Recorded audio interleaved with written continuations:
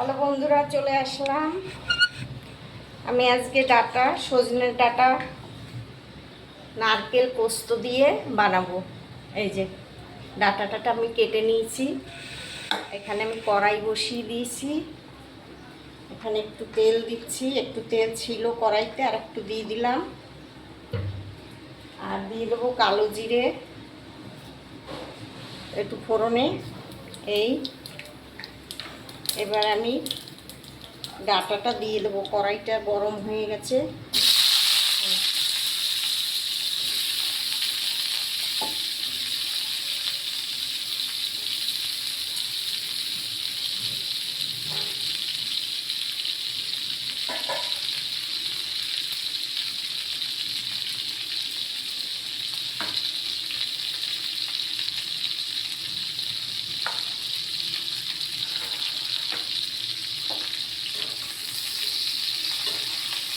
দুদিন বৃষ্টি হয়নি, তাতেই এত গরম পড়েছে।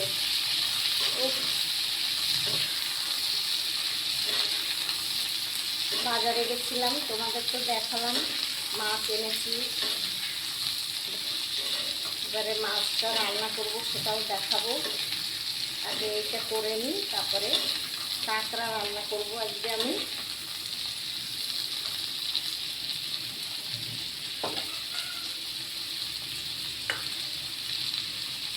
এখানে আমি হলুদটা দিয়ে দিই। পোস্ততে হলুদ কম দিতে হয় সবসময়, আমি এই জন্য কম হলুদ দিলাম। আর দিয়ে দিচ্ছি নুন।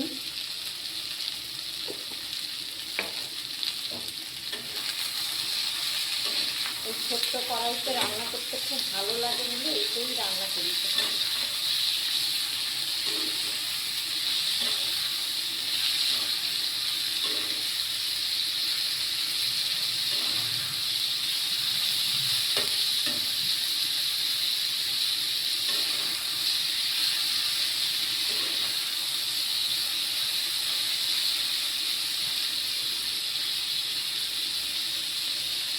আমি কাঁকড়া রান্না বলে আলু বড় বড় কেটেছিল, আলুটা একটু সিদ্ধ করে নিচ্ছি বাটিতে, তাহলে তাড়াতাড়ি হয়ে যায়।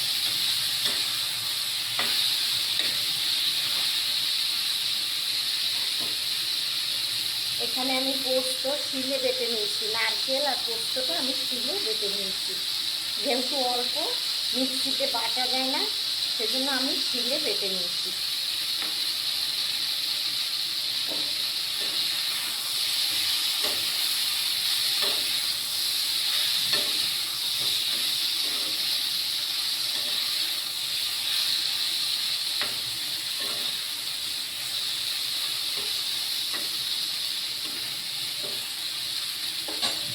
আমি এই পোস্তটা ঢেলে দিচ্ছি, নারকেল আর পোস্তটা। আর এর মধ্যে যে শিল ধোয়া যে জলটা, এটাও ঢেলে দিয়ে দিচ্ছি। একটু নেড়ে নিই, তারপর জলটা দেবো।